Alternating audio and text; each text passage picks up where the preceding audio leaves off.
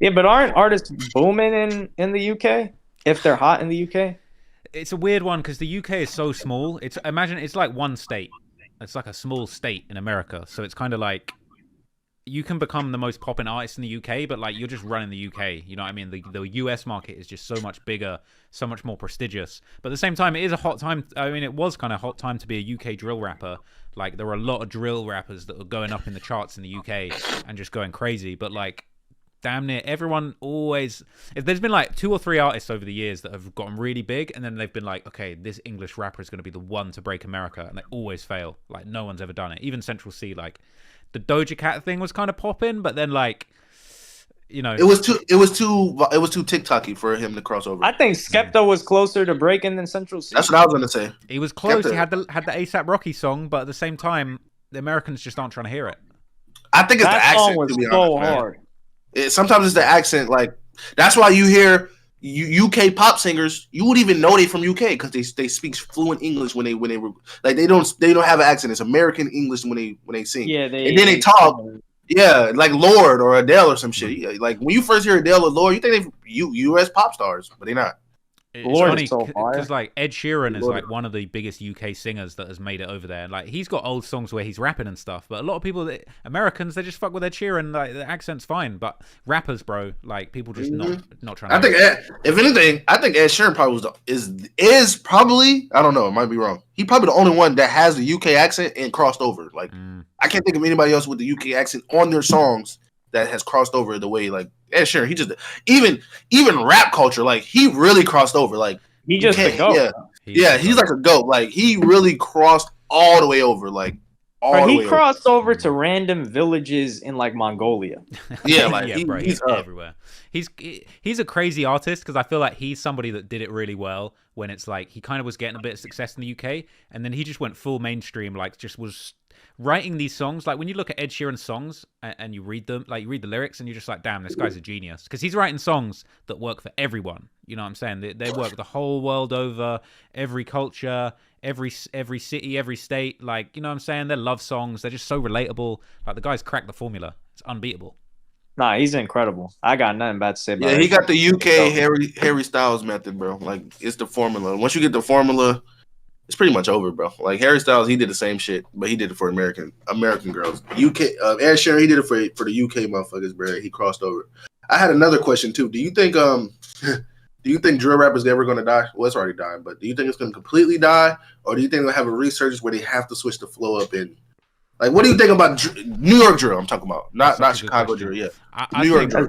I think we were just in a really interesting little pocket of time, like 2-3 years, where the music and the crime and the drills and all this shit all mixed together was just way ahead of its time, and the police like couldn't even sort the shit out. So it's like you basically had damn fucking Squid Games on the streets of the Bronx for the last like 3-4 years.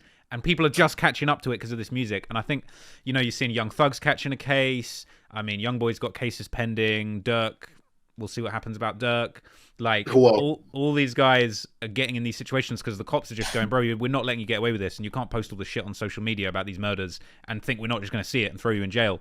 So I think over the next few years, I think all these rappers that are profiting off of all this murder and this drill shit are going to get either put in jail or killed, or like that set of the industry is just either going to be broken up or it's not going to be as lucrative. But I think some of the best shit that's come out of the like Bronx drill movement is an artist like Ice Spice, right? Because she's not a driller, but she's rapping over these drill beats and she's off the back of all of that shit, but she's going completely clear in the Cardi B, Nicki Minaj route. You notice why she's the only one that has ever crossed over, like more than 2 million monthly listeners. She completely crossed over to like Taylor Swift. Like Pop Smoke would have did it, but he was the only one. He was way different. Pop Smoke was about to do it. That's why it's really sad, because Pop Smoke, you could tell he had reached the point in his life where he realized, like, yo, I'm not about all this beefing and all this gang shit.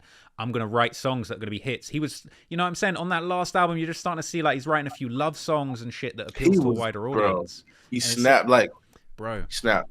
He was on his way. That last album was like, and I don't like drill at all. And I was like, Pop Smoke is my fit. He was the only one I liked because, yeah, he did drill, but he did other shit too. He was so diverse with it, bro. And that album, I was like, damn, he had love songs. And it's wondering why he crossed over so well with like I think in my opinion, the goal for a rapper, like a rap nigga from the streets, bro, it's not to have the streets fuck with you, it's to cross over and get that white money. Like it's just every dream. You want to get the white money because the white money is the people that's gonna buy your merch, that's gonna buy your sales. Like the hood niggas, they gonna be like, I fuck with you, but a lot of people don't really buy your shit like the white people do. He crossed over so well, like every culture fuck with him. Even people like, well, you see, niggas in Mongolia fuck with Pop Smoke. Like That's everywhere fact. in the world. Yeah, everywhere in the world they fuck with Pop Smoke, bro. He was a drill rapper rapping about like catching bodies and shit. Yeah.